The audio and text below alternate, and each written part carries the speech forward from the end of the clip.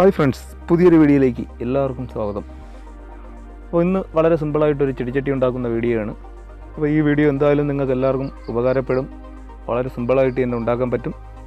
അപ്പോൾ നേരെ വീഡിയോയിലേക്ക് പോകുന്ന മുമ്പേ നിങ്ങൾ ആദ്യമായിട്ടാണ് ഈ ചാനൽ കാണുന്നതെങ്കിൽ എല്ലാവരും ഒന്ന് സബ്സ്ക്രൈബ് ചെയ്ത് സഹായിക്കുക. നിങ്ങളുടെ അഭിപ്രായങ്ങൾ കമൻറ്റ് ബോക്സിൽ അറിയിക്കാൻ മറക്കരുത്. കൂടാതെ വീഡിയോ ഇഷ്ടമായെങ്കിൽ ലൈക്ക് ചെയ്യുക, ഷെയർ ചെയ്യുക. അപ്പോൾ നേരെ നമുക്ക് വീഡിയോയിലേക്ക് തന്നെ പോകാം.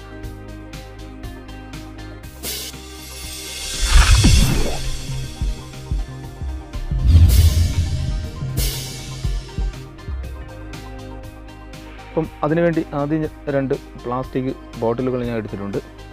അപ്പോൾ ഒരു ചെറുതും ഒന്ന് വലുതും. അപ്പോൾ വലിയ ബോട്ടിലിൻ്റെ അകത്ത് വയ്ക്കുന്ന ചെറിയ ബോട്ടിൽ ഏകദേശം 1 ഇഞ്ച് വ്യത്യാസമെങ്കിലും വരണം. 1 ഇഞ്ച് ചുറ്റാതെയുള്ള 1 ഇഞ്ച് സിമൻറ്റ് തന്നെ നമുക്ക് കിട്ടത്തക്ക രീതിയിലുള്ള ചെറിയ ബക്കറ്റ് വേണം എടുക്കാൻ.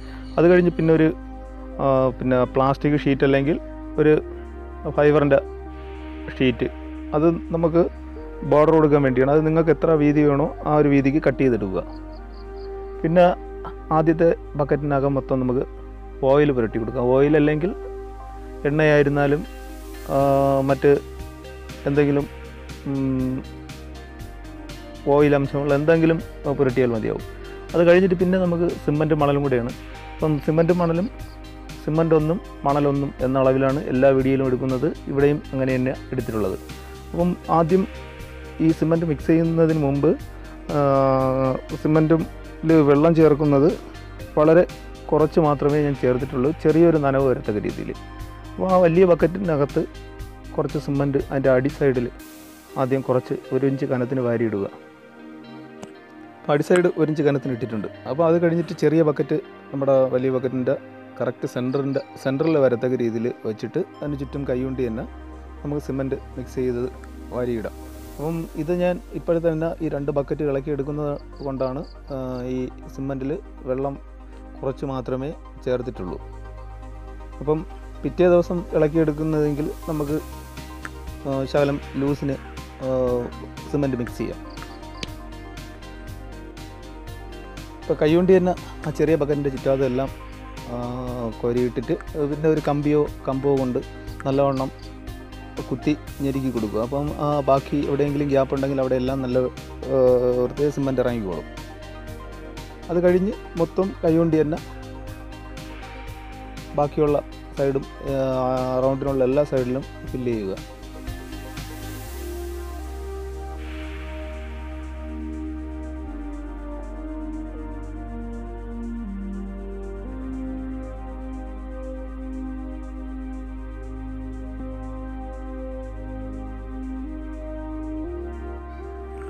അപ്പോൾ എല്ലാ സൈഡും ഫില്ല് ചെയ്തതിന് ശേഷം ഏറ്റവും ടോപ്പിൽ കുറച്ച് പറ്റാനൊക്കെ ഉള്ളത് കരണ്ടി കൊണ്ട് തന്നെ വാരിയിട്ട് അതിനെയും കൂടെ ഒന്ന് നല്ലവണ്ണം തേച്ച് പിടിപ്പിക്കുക.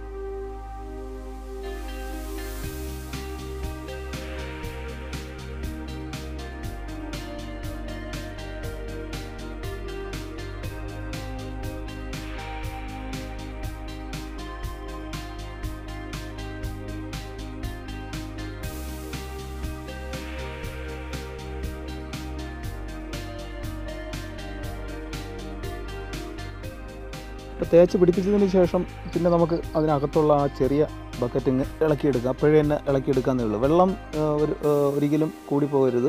വെള്ളത്തിൻ്റെ ഈർപ്പം വെള്ളം ശകലം മതിയാകും. അത് കഴിഞ്ഞിട്ട് ബക്കറ്റ് ഇളക്കിയതിന് ശേഷം പിന്നെ നമുക്ക് അതിനകത്ത് നല്ല ഉണക്ക മണലോ മണ്ണോ പാറപ്പൊടിയോ ഒരു വലിയ നനവില്ലാത്തത് കോരി ഫില്ല് ചെയ്യാം.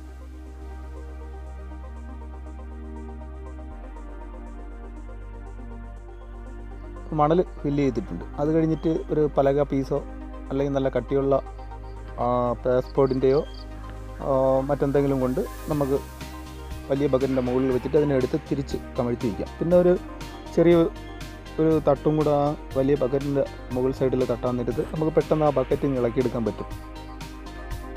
അത് കഴിഞ്ഞിട്ട് നമ്മൾ നേരത്തെ എടുത്ത മറ്റേ ഫൈബർ ഷീറ്റ് സെലോ ടേപ്പിന് 2 സൈഡും ഒട്ടിച്ചിട്ടുണ്ട്. അതിനെ നമുക്ക് അതിനകത്തോട്ട് ഇറക്കി വെച്ചിട്ട് അതിൻ്റെ ചുറ്റാതെയും കൂടെ സിമൻറ്റ് വെള്ളം ശകലം ലൂസിന് മിക്സ് ചെയ്ത് ആ എല്ലാ സൈഡിലും ഒന്ന് കോരി നിറച്ച് കൊടുക്കുക. അപ്പോൾ ആ റൗണ്ട് വയ്ക്കപ്പം എല്ലാ സൈഡും ഒരേ കനം വരത്തക്ക രീതിയിൽ കറക്റ്റ് ഇനി പിടിച്ച് വയ്ക്കുക.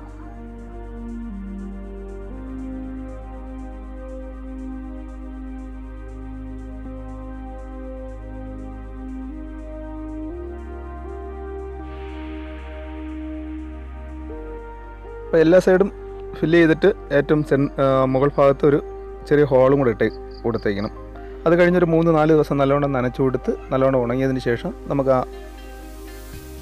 അതിനകത്തുള്ള മണലൊക്കെ എടുത്ത് മാറ്റി ആ ഷീറ്റൊക്കെ എടുത്ത് കളയാം.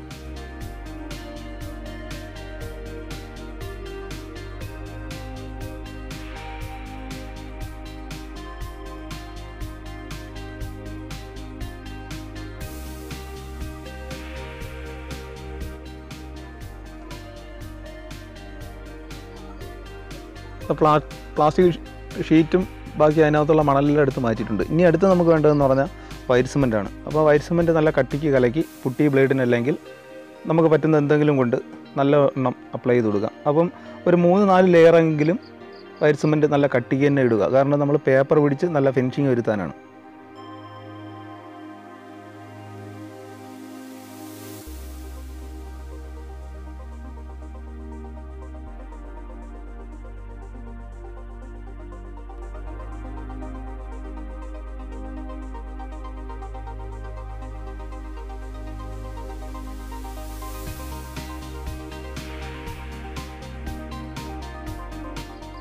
ഇപ്പം വൈറ്റ് സിമൻറ്റ് തേച്ച് വെച്ചത് ഏകദേശം ഒരു ദിവസം ഞാൻ നല്ലവണ്ണം വെയിലത്ത് വെച്ച് ഉണക്കിയിട്ടുണ്ടായിരുന്നു.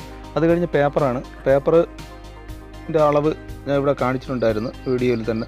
അപ്പോൾ ആദ്യം നല്ല ഗ്രിപ്പുള്ള പേപ്പറും ഏറ്റവും അവസാനം 120ൻ്റെ പേപ്പറുമാണ് ഇതിൽ പിന്നെ ഫിനിഷിങ്ങിന് വേണ്ടി എടുത്തേക്കുന്നത്. അപ്പോൾ അത് നല്ലവണ്ണം തേച്ച് ഫിനിഷ് ചെയ്തതിന് ശേഷം പിന്നെ നമുക്ക് ഇതിൽ നിങ്ങൾക്ക് ഇഷ്ടമുള്ള ഡിസൈനൊക്കെ കൊടുക്കാം. കാരണം ഞാനിവിടെ ആദ്യം 2 പൂക്കളൊക്കെയാണ് വരയ്ക്കുന്നത്. അപ്പോൾ അത് നമ്മൾ സാധാ CD മാർക്കർ ഉപയോഗിച്ചാണ് വരയ്ക്കുന്നത്. അപ്പോൾ നിങ്ങൾക്ക് ഇഷ്ടപ്പെട്ട പൂക്കളൊക്കെ നിങ്ങളെ ഐഡിയയിൽ തന്നെ നിങ്ങൾക്ക് കൊടുക്കാം.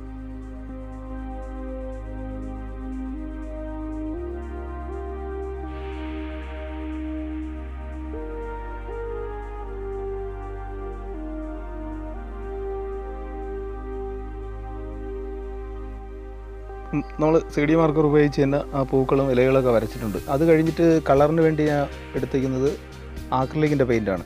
അപ്പം ഇതിൽ കൊടുത്തേക്കുന്ന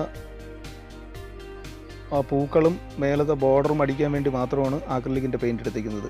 അത് കഴിഞ്ഞ് പിന്നെ നമുക്ക് ആ ചെടിച്ചട്ടിയുടെ വലിയ ഭാഗങ്ങൾ മൊത്തം അടിക്കാൻ വേണ്ടി എടുത്തേക്കുന്നത് സാധാ വൈറ്റ് പെയിൻറ്റും പിന്നെ കളറും കൂടെയാണ് എടുത്തേക്കുന്നത്.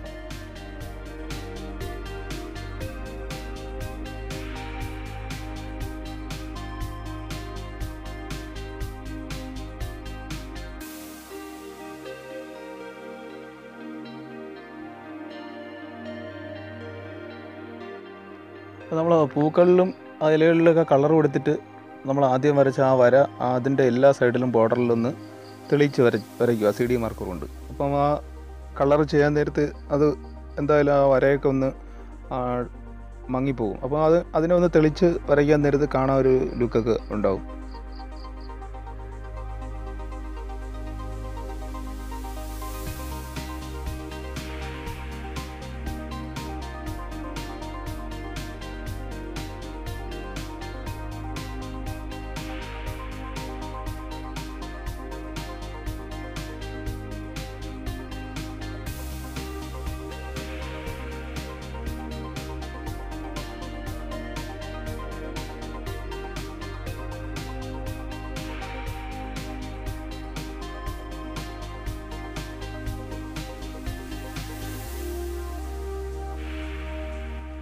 അപ്പോൾ നമുക്ക് കൊടുക്കാനുള്ള ഏകദേശമുള്ള എല്ലാ കളറും കൊടുത്തിട്ടുണ്ട്. ഇനി അടുത്ത് നമുക്ക് വേണ്ടത് ചെറിയൊരു ഡിസൈനായിട്ട് ചെറിയ കുത്തുകളൊക്കെ ഇട്ട് കൊടുക്കാം. അതിനുവേണ്ടി ചെറിയൊരു ഈർക്കലെടുത്തിട്ട് നമ്മൾ ആക്രിലിക്കിൻ്റെ ബ്ലാക്ക് പെയിൻ്റാണ് ഞാൻ എടുത്തേക്കുന്നത്. അപ്പോൾ എന്തായാലും ഇന്നത്തെ വീഡിയോ നിങ്ങൾക്ക് ഇഷ്ടമായെന്ന് കരുതുന്നു. വീഡിയോ ഇഷ്ടമായെങ്കിൽ ലൈക്ക് ചെയ്യുക, നിങ്ങളുടെ അഭിപ്രായങ്ങൾ കമൻറ്റ് ബോക്സിൽ അറിയിക്കുക. നിങ്ങൾ ആദ്യമായിട്ടാണ് ഈ ചാനൽ കാണുന്നതെങ്കിൽ എല്ലാവരും ഒന്ന് സബ്സ്ക്രൈബ് ചെയ്ത് സഹായിക്കുക. അപ്പോൾ വീണ്ടും നമുക്ക് അടുത്ത വീഡിയോയിൽ കാണാം. അപ്പോൾ എല്ലാവർക്കും ഒരിക്കൽ കൂടി ഗുഡ് ബൈ.